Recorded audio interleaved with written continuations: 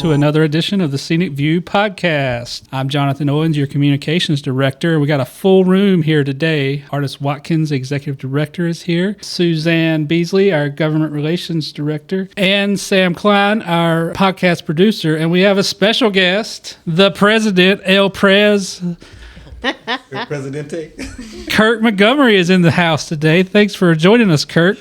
Thank you, John. We've roped him in to being here. We have the executive committee tonight, and you shouldn't have come in so early. You wouldn't have got trapped into this. Well, you know, it's been a minute since I've been to the office, and I was like, I need to show up to let them know I'm still here as the president. So. And if you show up, we stick a microphone in your hand.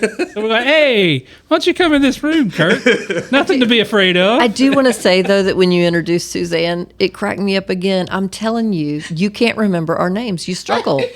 You've known us forever. I've told you that it's like a stutter. My mind catching up to my head when I'm reading Performance things. anxiety of some kind. Yeah, exactly.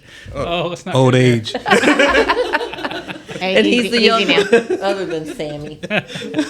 Well, it's awesome to have everyone here today. We do have a special guest, and Kirk joined us for that interview as well. We had Representative John Torbett come on and talk a little bit about his, what we're calling it, SCOGE effort. He said it's H committee. SCOGE. I mean, he didn't call it anything.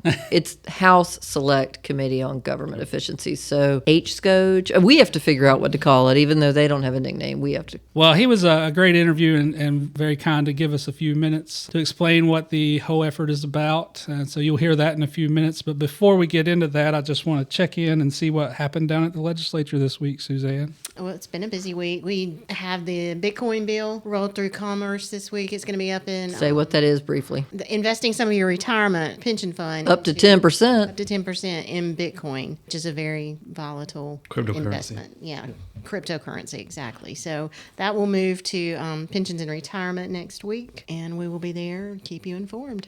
Yes, we had some tweets about that issue as well. You can go read from a couple of days ago. It got kind of heated there for a little bit, but it'll come back again probably next week, right, with a committee. Yeah, I'm sure. It's a hot topic. Any movement on the DEI bill that we were talking about last week? No. It was originally calendared to be heard this removed, past Monday. yeah. It was removed from the calendar.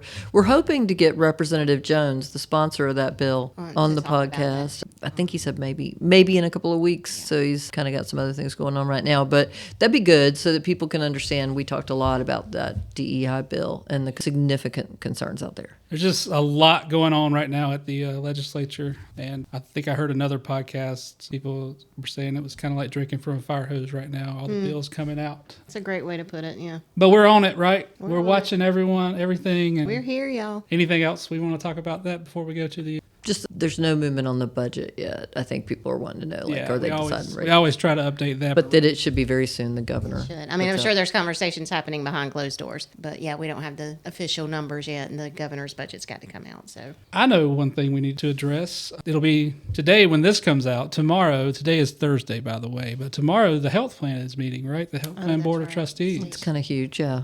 So you'll see what they decide on your premiums in the SEANC Scoop that'll come out tomorrow. But we're recording on Thursday, so we don't know exactly what that is at the moment. We do. Right? Oh, we do? Okay. The stakeholders met. Stakeholders met on Monday. So what happened at the previous State Health Plan Board of Trustees meeting is they gave themselves permission. They being the board. Yeah, the board.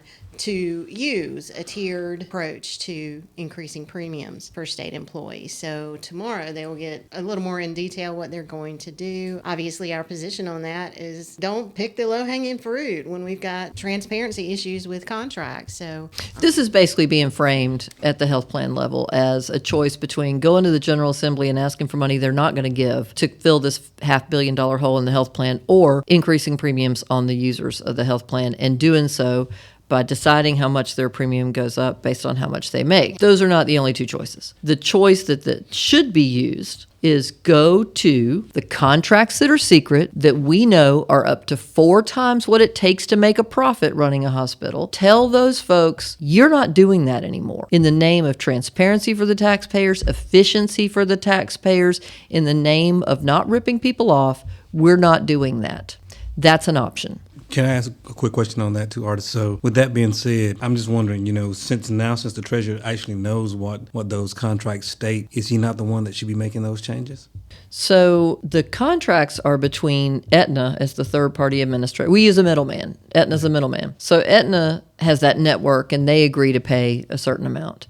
So Aetna would have to renegotiate that. But Aetna could do that at the urging of a customer as big as the health plan. Aetna could do it any minute. Some people were saying, oh, we couldn't operationalize that quickly. The way we know you can, in fact, operationalize that quickly is that in the past there have been hospitals, y'all might remember Wayne County, Mission, and Asheville. There's been times where the hospital said in the middle of a contract, we don't think we're being paid enough. And so they took the middleman and said, yep, we're not going to see your people until you pay us more. So what we're saying is just do the reverse and say we need to pay you less because we're overpaying you by so much, and that needs to start tomorrow right here because you need to do your part in solving this $500 million hole that was created in large part because we're overpaying people. Yeah, and Kirk, the reason I brought that up, just it came to mind, and I'm glad it did, was you actually appeared before the Board of Trustees, was it last year, and spoke about this November, issue. wasn't it? Yeah. It was November, yes. Yep. Yeah, and you're a volunteer leader, but you're also a member. You probably have your hand on the pulse, maybe a little bit, of how the members feel about this issue. What are you hearing? Are you hearing concerns about obviously they're concerned about the premiums, right? Yeah,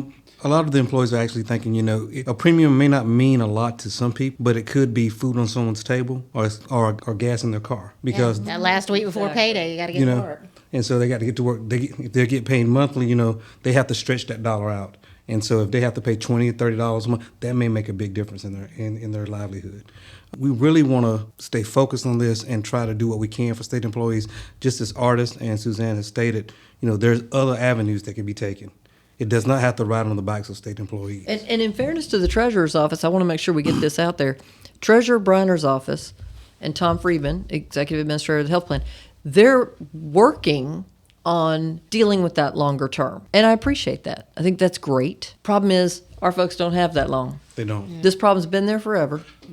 But everything's got to move quickly. And again, when the hospitals want more money, things are able to move really quickly. Yeah, I saw a story, and I don't know, obviously they haven't voted on it, so we don't know exactly what the increase would be, but I think I saw a story that they were looking at, instead of $300 a year, they're not paying, they're paying like... Yeah, so but almost point, double, right? The point is, it's a lot of money. It's cumulatively across the year, it's a lot of money, but like President Montgomery was saying, to a state employee, to so many state employees, not the ones on the board of trustees of the health plan, unfortunately, but to most state employees, that amount is significant money. And that just kind of sometimes seems to blow people's mind. How can that much? That's not much money. Why can it make that big a difference? When you need gas to get to work last week of the month. Unfortunately, there's not a voice on the board anymore from a rank and file. Getting paid what most state employees get paid. Absolutely not. Well, so read your scoop for that information. And I think we should just go on right into Representative Torbett. Yeah, I mean, it's a great segue because it's about efficiency and it's about openness. Well, enjoy the interview, and we'll be back at the end for a few comments and the question of the week. Today we have a special guest, one of the big dogs at the state legislature, if you will. And he's shaking his head, but he's being modest. But Representative John Torbett is from Gaston County, and he's a major player in the leadership at the House. And he has been endorsed by Impact, and he was nice enough to join us today. Suzanne will probably run through all the committees that he's a chair or part of. She probably knows that a lot better than I can. But the one we're going to discuss mostly is the Select Committee on Governmental Efficiency that you're chairing with Representative Keith Kidwell. That's actually the first question. I hate to do it in the introduction. Oh. Is it SCOGE or DOGE here? Neither. It's the House Select Committee on Government Efficiency. Well, we were super excited to Who's call it SCOGE. A lot of people are calling it a lot of things. But We're going to have to find a catchy I acronym know. for that. yeah, this is true. Okay, I'll go back. That's Select assignment number Committee. one. Hit it. So Representative Torbett was kind enough to give us a little time, so I'm going to get out of the way and let Suzanne kind of take it from here. But thank you so much for joining us. Thank you. My John. pleasure. Thank you. Thank you, Representative. We're so happy to have you with us today. Representative Torbett has been a scenic friend for, a very long time, and we've appreciated the work relationship we have with you. You are a vice chair, Big Appropriations Committee. You are General Government Appropriations Chairperson. You are State and Local Government Chairperson and Joint Legislative Oversight Committee on Education. So all very important committees, and we appreciate your service. Thank you. Okay, so you've already Here it comes. I know. I'm teasing. You never know. So you've already blown my mind because I thought for sure it was SCOGE and that we were ahead of the game to know that and not call it DOGE. But now it's true we don't have a nickname for it. So Sad but true.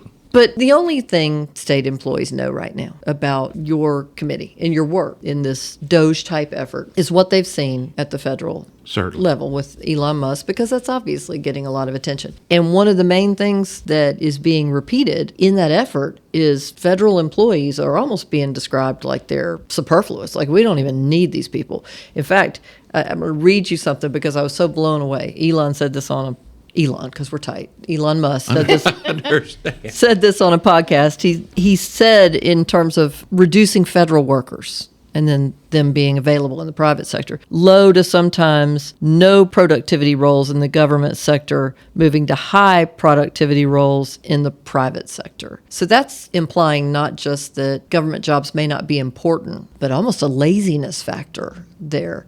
And so I know there's state employees who are really nervous about what y'all are undertaking. And we wanted you to have a chance to come here today and say, look, here's what we're doing. Certainly. But how do you respond to something like that? Where I don't. Elon has every right to be wrong. Obviously, he was when he just made those stats. I come from corporate America, like Elon does, not near his level. But I understand that corporate America would be nowhere without the employees that do the business each and every day for those complex companies, from small to medium to large businesses. So I guess the true gem is the employees of those. However, you also have to regain a certain amount of profitability or you go out of business. And to do that, you have to be efficient. And the way we do our government here in North Carolina is we'll take the budget process. As you all know in this room, a budget is a continuation budget, which means a project, a program, a contract, anything government does may start off with a NR after them, which means the funds are non-recurring. They just run for one budget year, then have to be looked at again. But once something falls into the R bucket or the recurring bucket, then you don't really see that anymore when you're doing the next budget process. So there are things that we're still paying for that were programmed in the budget 20 years ago, but nobody can give you a good accounting or a good, how's that working? Is it still performing the way we thought it would 20 years ago? Is it still performing today? So that's one area that we're going to explore and look at, and that is Herculean in itself. Mm-hmm. The other thing is contracting, for example. The same thing with contracts. Contracts may have been let years ago and are still being carried forward, funded even today, without us receiving good marks or efficiency qualifications that prove that's still working. So we have to define how we're going to rate efficiencies in those genres of government. Yeah. When it comes down to employees, we're hearing each and every day that we can't bring employees on. One of the reasons is because what government has marked themselves, not doing some of the things government used to have like pretty good, excellent retirement package, and people would want to come to work for their government, and you could keep good marks on how their performance was and all that. We're not seeing that today. I'm not saying it's not out there. We're just not seeing it. So we need to go in there and check on the efficiencies of our departments. And if they are overutilizing employees, maybe we can find folks over here that are underutilizing their folks and shift those over and just better balance the efficiencies across the board. Yeah. And I think, as we've said on this podcast, I don't think there's anybody that would credibly say, yeah, don't look at government. Don't look at whether taxpayer dollars are being spent appropriately. I am heartened to hear y'all are going to look at the contracts, and I have a question about that in a minute. But before I get to that, one of the things Suzanne and I have watched over the years is the number of state employees is a fraction of what it was, say, 20 years ago. A fraction. Approximately 74,000 people. And what we were told for years and years, not by you or anybody you're working with, was we're going to cut things, but the people who are left, we're going to be able to compensate better so that we can attract people, we can keep them. We just need less of them, and then we'll be more efficient and we'll pay everybody really well. And that has not happened. So I think one of the other things that our members listening to this, or any other state employees who might listen, they'll be thinking, oh my word, is this going to mean we do a bunch more trimming and then nobody does any better? And we still have that problem you mentioned, which is people not wanting to come to work for the state, which used to be a really, really highly respected and sought after job. Yep. And I want to also let your listeners know that I'm not coming in with any preconceived outcomes. In other words, when I came to the General Assembly in 2011, after the 2010 election, we were coming into a hole, a huge hole of debt. And we could mathematically say how much we have to reduce the size and scope of government to fill this hole over here. We could, like 2% or 4%, those types of things. I'm not looking at any kind of preconceived notion that my goal is to find 2% cuts or 3% cuts. My goal is to find the ways to make us most efficient as we possibly can and get rid of junk, just for lack of a better term, and make it better for the taxpayers of North Carolina and every North Carolina. Whether that will equate, I'd like to see, if we find efficiencies here, maybe we can increase the pay over here. Maybe we can get teachers more pay. Maybe we can get employees more pay. Well, like I said, they are the bread and butter of what we do as state government. And you know what? If we have employees handling the problems and the issues that our citizens call us to help with, I bet we'd have happier citizens and just a better run government. Right. Well, and you talk about coming from business, and every time the rankings of states that are most popular for business, among the factors, near the top of the factors, is infrastructure and quality of life. And so definitely, if you don't have enough and good public workers, you're not going to have the infrastructure, you're not going to have the quality of life. Yeah, I just would say, I guess, kidding a little bit on Elon, it's not rocket science. So we just, if you know where your foundation of what you want to do, in this case, it's the employees of the state of North Carolina and taxpayers of North Carolina, and to get everything operating like a fine oiled machine and then capture those efficiencies you may find. And then if you find efficiency, you can move them around to better balance out other parts of the state government and just see where we get to. So it sounds like you're still working on like parameters for what you'll look at. We are. Definitions for what. It is so big. Yeah. I'm trying to categorize it, and I've said this before, maybe put mental folders, not real folders, but mental folders of kind of, or buckets. I'm a business guy, so I use folders. And so put the things in folders, which kind of separates the larger picture down to a more manageable picture. So. Yeah, I think that's what's scary to people. They don't know. And at the end of the day, though, like I said, I don't think anybody is out there saying, please don't look. Because state employee, what they told us in 2011, since you mentioned coming to the General Assembly in 2011, I don't know if you remember this. We gave, sorry for all the paper noises, I know Sam, our producer, is cringing right now. SEANC gave a report to the General Assembly. It was called Take Pride in Carolina. It's a budget savings report. Now, what we were told from the early 2000s, when we would say state employees need a raise, retirees need something, where do you want us to get it, is what we heard. There's no money. I mean, even when there was clearly plenty of surplus, there's no money. And so we said, well, let us look. And so like everybody else, we went through and tried to find money. Efficiencies. But then we realized we're not the ones that really know. It's the ones working in state government. And we asked folks to give us input. Now, true, some of the input occasionally was, Joe, 3 cubicles away from me is kind of slack. That Martha, she only comes in. No. Yes, that's exactly what. Sorry, Martha, if you're out there. I wouldn't it's not on Martha. Yeah. But our past president's name is Martha, so that's going to be really, that's fun. Sorry, Martha. Another name. Matilda. Matilda. I don't think we have one. So the good news, though, was of the substantive things we got from state employees, some of them were really shocking, but when we looked into them, true. And we're going to give you a copy of that. Thank you. We're reminding ourselves of what people said back then. But one of the things we are going to do as an organization is ask folks, tell us where the issues are, because I can tell you state employees will tell you in a minute where they think money's being wasted because they're taxpayers. Great minds thinking alike. We are building a website now that will have an opportunity to call in and to make those suggestions. Hey, have you looked over here? Have you tried this? Hey, I was dealing with DMV, and can you speed that process? That kind of thing to provide from taxpayers, from employees, from anywhere. So. Yeah. Like a tip line or something. Yeah, I think there's usefulness in that. And anonymous, I guess some people might call something like that. And we get a lot of folks that call us, and they call us they're because just scared, they don't want to put themselves and this directly thing, in a line of I'm fire. sorry, and I apologize for it, because there seems to be an increasing amount of fear of retribution, and Yes. it shouldn't be always, that way. It's always been there. That way, so. State employees, I think we're a healthy paranoid lot. Because people feel like if they call, maybe even if it's an anonymous call, the number might be able to be traced and who it is. But I think you will get a fair amount of comment.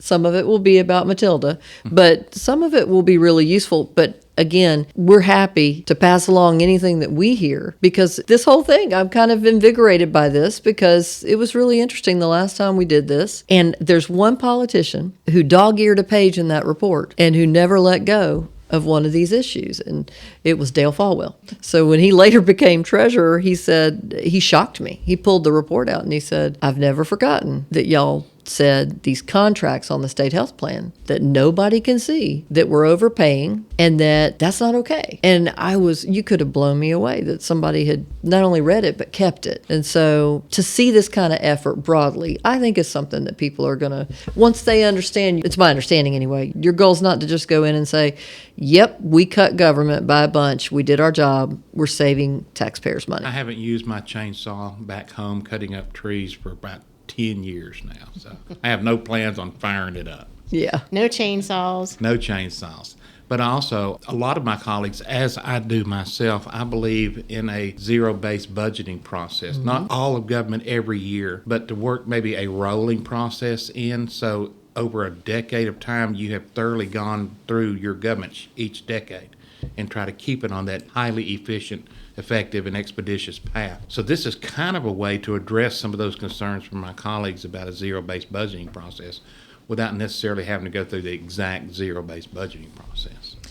And so the contracts, not just state health plan or retirement, because the investment manager contracts in the retirement system are for billions of dollars and nobody can see the fees embedded in them. We talk a lot about the returns in the system. We don't talk about what the returns would be without layers of fees, because none of us can know how many layers there are. But aside from those two that we talk about a lot, our members have mentioned, and we've shared with you, DOT contracts. We get calls from people at DOT like, you wouldn't believe what's in some of these contracts. Prison nurses, having traveling nurses. We've sat through meetings at the General Assembly, I don't know how many times, under multiple governors, multiple agency heads, where the legislature was told this is so cost inefficient, that we're paying a lot more than we would to actually employ these folks. And so that came up for me out in the field as recently as October of 2024. Send that to me in the way of email so Sure will. I can look at it that way. Yes, I promise we'll send you all this Excellent. stuff. We'll send you But, lots. Okay. the IT contracts, I know our president being an IT guru, IT contracts, that comes up a lot. There's so many contracts and consultants and things, but I guess my question for you, because I really have no idea how, if somebody told me, you're queen for a day, go fix it, I have no idea how I would start with the contracts. Like, how are y'all going to evaluate whether something is most efficient and a good deal for us? Well, the first thing is we got to define, did the contract have a term? Term meaning an end date to when that contract would be producing. And so we're going to check and see if the outcome from the contract is performing as it was supposed to. If not, we're going to ask why. And if it's a good process, we'll keep it. If it's not a good process, we'll throw it out with the trash on Friday. But we have to look at all those. And what's the cost estimate? Is the cost in line with other similar? We have the auditor that's working with us that will help us with that. He has additional manpower he can bring to bear that. If we see things that look really just skewed, we'll go to Auditor Bolick and say, hey, look at this right here for us. So we have some tools that we can bring to bear, but just looking through every contract and just examining it and make sure that it's performing as it was supposed to perform. And if it's not IT contracts, oh my Lord. Yes. Sometimes we bring that on ourselves, the increase in price, because we have a thing called change order and ads and ads and ads. But yeah, we have many times in state gone into IT contracts and could probably done a little bit more homework before we entered into certain contracts. And some of the contracts, they look good on paper, because when you go through the process and you go through the bid process and everything, you're thinking you're getting the best deal for what you're paying for, but 9 times out of 10 you're not. And then they do have reoccurring stipulations in those contracts as well. But one question I wanted to kind of ask you about is that I understand what you're saying about efficiencies, but with efficiencies, how do you regulate that to where you're not overburdening anyone? If you're setting efficiencies and you're making adjustments on certain jobs, how are you going to ensure that the other employees who are still there are not overburdened because you made those efficiencies? That's a very good question. Coming from business, if you're in it every day, you can kind of see. You can tell that your employees are working at their peak, or they're overloaded, or they're having to stay over late just to get a day's work done. I think a lot of that's been pushed on teachers, for example. Teachers are doing way beyond just teaching, educating our kids. So that's kind of a prime example that I look at, is how some of those additional burdens were put on the backs of teachers. Same thing with state employees. That you are trained to do a specific job, and that job comes with a description when you sign on. So what are you doing beyond the scope of that description?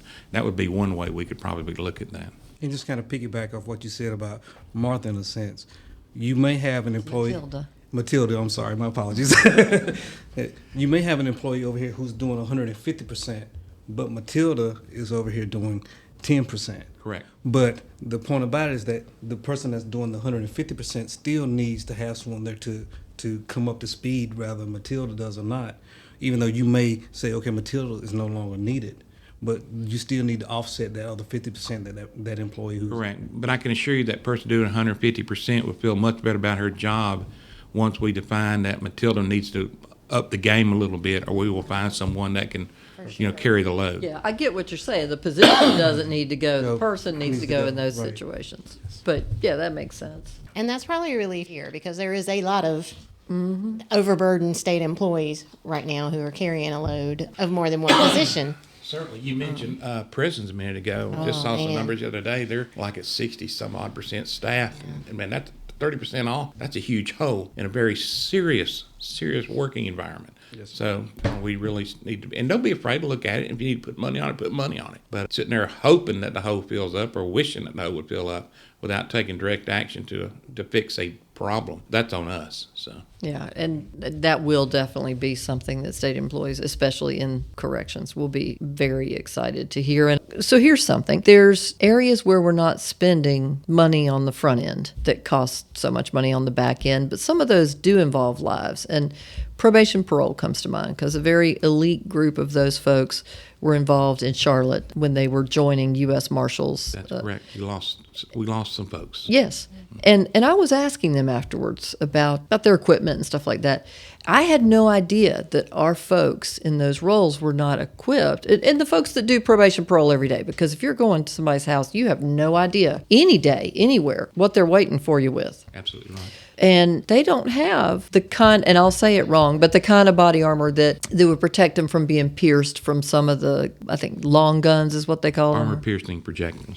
Yeah, so they don't have the quality of stuff. And it's not because of the department, because, I'm ready to blame the department on any department but they said the department's not getting the money for that. But I don't know that legislators know that.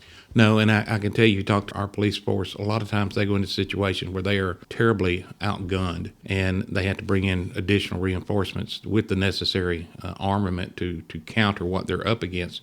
But you think of just the guy or the girl that's riding around in a squad car and gets called serve a warrant or go knock on a door or answers any kind of call. There's a special place in heaven for those folks when we get our dessert, because I can't fathom doing that job. But we have to do better by our law enforcement, make sure they have the tools that can be brought to bear. And I joke with them, I said, guys, if it was the world according to John, like if you were in your car pulling someone over, you wouldn't get out of your car. You'd put you on the speaker, tell those guys to get out of the car, come around, put their hand on the hood, and I'd write you a ticket and just lay it out the window and you'd pick it up. But I'd never get out of my car and walk up to a car, especially after dark. Right. So, but that's how they're trained to do. God love them for taking on that profession. Truly. And here's the remarkable thing. So I'm with you. God love our law enforcement. But those moments with the car are not constant. And in the prisons, that's a 12-hour shift of at any second somebody could, I think you have to be, each and every second, you have to be cognizant of what you're doing, where you're located, and your surroundings, and just that high level of stress. Yeah. The average lifespan is in the early 50s. Wow. Isn't that crazy? Literally, around the country, not just North Carolina. Which I'm assuming Sam's probably still a member. He's retired now, but he was a police officer. And when he left the police department, he went to work for the state as a correctional officer. And he always used to say that, as a police officer, 20% of my time was spent with the bad guys, 80% of my time was not. In the prison, it's the opposite. 80% of your time spent with the bad guys, 20% of your time. And this day and time, I don't think they're getting the 20%. But I'm kind of wondering, where I was going with that is one of the things we've heard for years from folks working either in prisons, probation, parole, stuff like, well, probation, parole has it now, I think, but the law enforcement benefits across the board, the same as law enforcement gets. I think the prisons could get filled in terms of jobs.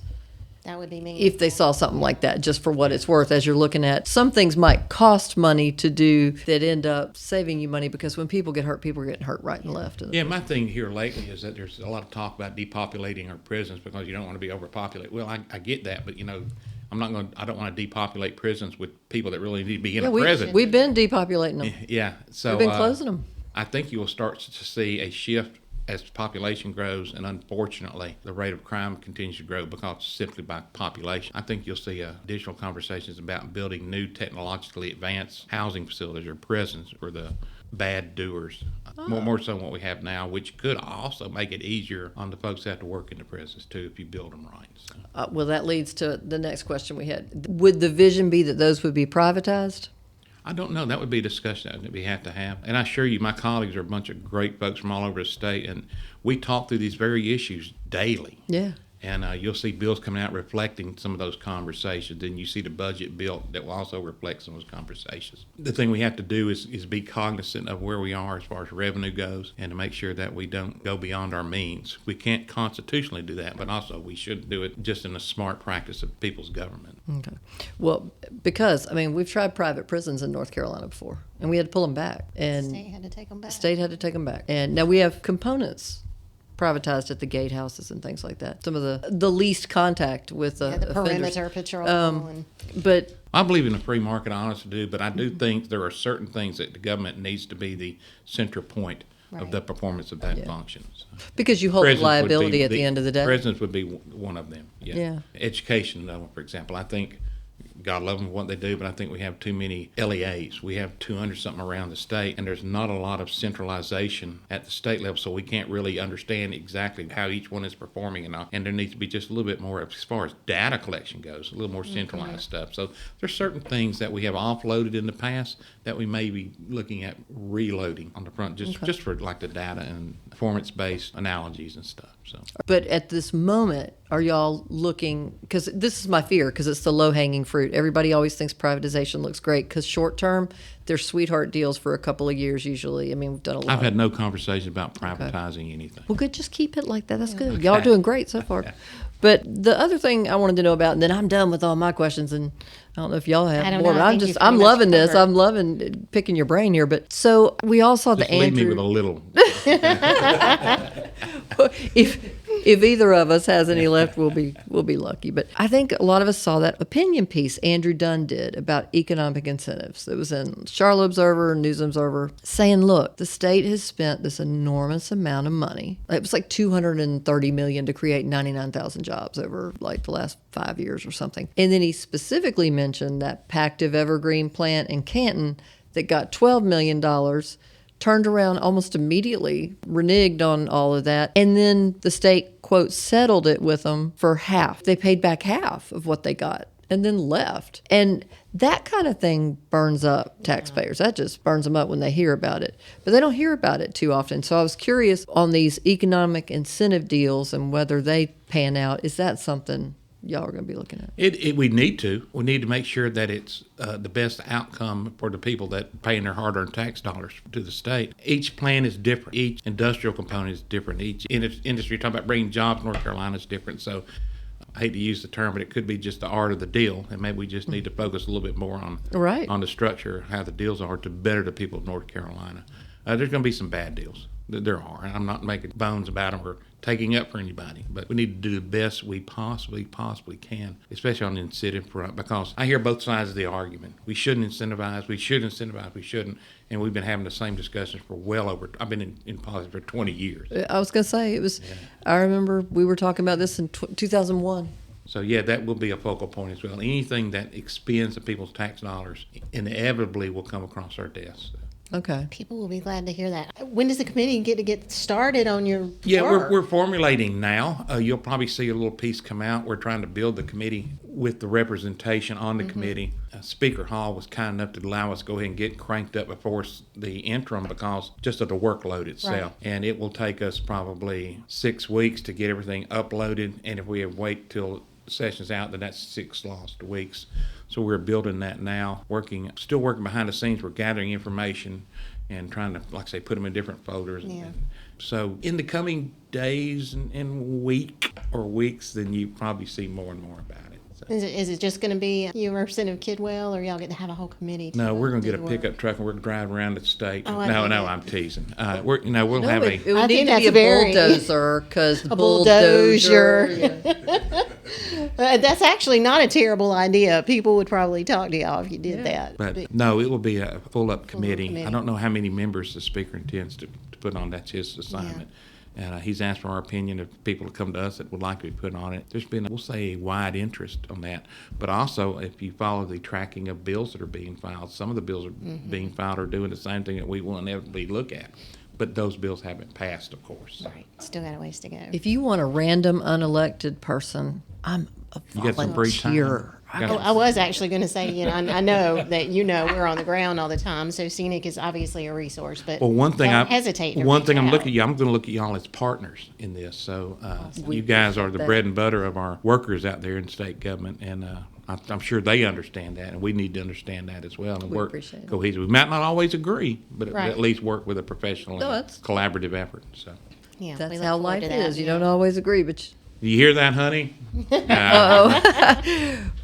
Representative Torbett is referring to Mrs. Torbett, who is here, and I couldn't see her right then, but But I tell you, might have rolled her eyes. I I don't. always agree with her. So You should. She is always correct. You should. You've got a good one, and you know it. Absolutely. I know that you know it, so it's okay. Words to live by.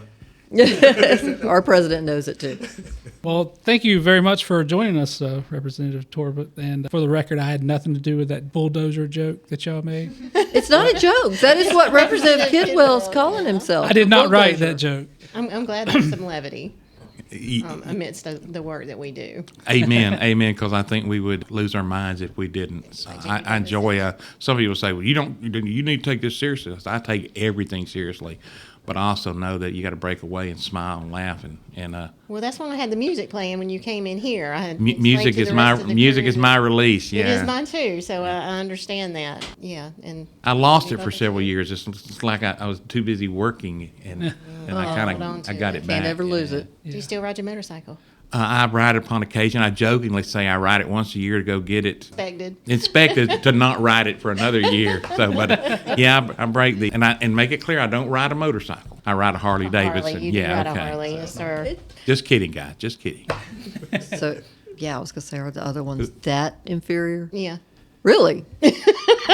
She's gonna be clear about it. we're Harley people. Just What was it, Dale Road? The I don't know. Honda. he did like motocross, right? He Oh did. yeah, he did. Yeah, he did. Hey, let me tell you about Dale. Dale. Oh, do tell. Yeah. We could Dale have and a I whole were- podcast We on served that. together. We were friends, and he dirt biked. I mean, he was Yeah. really good, professional. I mean, very, very good. So I have a black and chrome Harley Davidson Road King, and I still keep it spotless. I mean, spotless. So he invited me up to a dirt run about 30, 40 minutes north of where we live. I said, sure, I'd love to come watch up there. And I got there, and he taught me how to help him get started with a foot on a bucket or something, and then go from there. And it cuts down start time and stuff. So it's pretty good stuff. So we're standing there. We're there for like 3 or 4 hours, and they're running all through the woods and the trees and all over the place. And after it was over again, hey, thanks, man. Thanks for riding. I had a great time. Walked out. My black and chrome bike was brown, brown from clay dust, Oh yeah. and I was so angry. That's so funny. Yeah. Did it ever come clean? It did come clean with several spray washes. Yeah. Spray wash, shine that chrome back up. Absolutely, but it's tedious. But yeah, that's one Dale story I'll tell. We'll have you back and tell more. Dale's a great guy. And if there's stories on anyone else, you feel free to come back and tell those too. Oh well, then there's no. But again, we're really grateful that you joined us today. No, thank you for having me. It's been a pleasure, and thank y'all for what you do. And Thank you, and I good truly, I mean when I say that. I look at y'all as partners in this process of help us get to a good, efficient, effective government. We look at these all the time, so it's not like we're not doing the best we can, but we believe we can just go a step further. Sounds good. Thank you. Thank you. Thank you. Thank you. Thank you, Mr. President. Good to see you, sir. Thank you for what you do. Okay, that was a great interview with Representative Torbett. A lot to learn there. We'll see what happens with that committee. We're very appreciative to Representative Torbett, and we're in talks with other representatives, hopefully senators, to get more people on the podcast, because that is the way to learn what's going on in the General Assembly. So it's a huge thing. He took his time and came over here and did that. We're grateful. A very personable man, too, huh? That he is. Oh, yeah. That he You can is. see why he gets elected, huh? Now let's go to John's Wacky Weird Question of the Week. John's wacky weird question of the week. I just have to say that we have a new toy in the podcast world here. We do have a new soundboard, and Sam is loving her new buttons that let her inject the music into the podcast. They're so much fun. In the interest of saving money, we were talking about that the whole episode, it seems. My question of the week is, what is your favorite scenic discount, or what is something from Scenic that you use to save money? And I'll go first. I always use the BJ's membership. I think we still have that. I hope we do. But BJ's Costco, we have Sam. I think we have Sam's. So You just stole mine. oh, You're like, I'll go first, and the president can wait. I only use the BJ's one. But yeah, my wife likes to go to BJ's, so that's the one. Wait, we have a Costco? Yeah, we Oops. I got BJ's and Costco. I just for when you need 100 of something. I like Costco. Yeah, Suzanne, what do you use to save money with Scenic? I'm trying to think of there's a tire store. Costco. It's not. It's like Direct Tire or something like that. But Discount tire? Discount Tire, Yes. that's it. Okay. So I use my discount there, and I often say this to people: if you use your discounts, you will make up what you pay in Scenic dues. If you buy a set of tires, you've paid your Scenic dues back. to See, yourself if with you're a listening and discount. you're not a member, I bet you want to be now. We're just discount kings and queens around here. We can make, I don't know if we can legally say that, but We you can legally- make money being a Scenic member. Oh, Lord. Artist, what do you like? I mean, I think it's well known I like to go to a theme park. Well, I did until, the kids were actually grown. And finally, I think maybe they would go right now, though, if I asked them to. But Scenic's always had theme park tickets, and there were many, many times that I saved money You know what's- using those Scenic tickets. You know what's interesting about this? I'll take a tangent here. The theme park tickets. There's not a theme park in Sanford. You're going to try to say something about We that. have a great theme park in Sanford. But I always get the question. It's like, you're the credit union. You sell those theme park tickets. I'm like, actually, no, I'm not with the credit union, but we do sell the theme park tickets. Everyone just expects it to be because we've always partnered with the We've partnered. credit Yeah. union. And we're still partnered with them. Yeah. So we Advertise them. we're trying to do a better job of getting our logo on some of them flyers to make sure. We're Go out. State Employees Credit Union while we're at it. But yeah, I need to take advantage of the theme park tickets more. Sam, what's your favorite? I like my vision insurance and my dental insurance. Yeah. It costs a lot of money to have glasses and contacts. It costs a lot of money. So the vision insurance definitely helps. And I had to get my wisdom teeth taken out last year, and the dental insurance definitely helped with that. And we're not legally allowed to sell you these things because we're not. It's just my favorite. Yeah. We can sell them. We can't say if they're better or worse than anyone else's, but you should check. Yeah. You should check our website. Do your We're allowed to research. tell you that. You should check. Compare it. Oh, what about all the regulations at the insurance department? I'm Yeah, we're just saying they're out there, and you should check. the vision insurance in particular. I use at least once a year to get my contacts and glasses. It's a good expensive. one. Check it out, state employees. Kirk, what's yours? I'm sorry I stole. Do you have another one, or do you want to say that one? I'm just going to put it this way. All the discounts are great.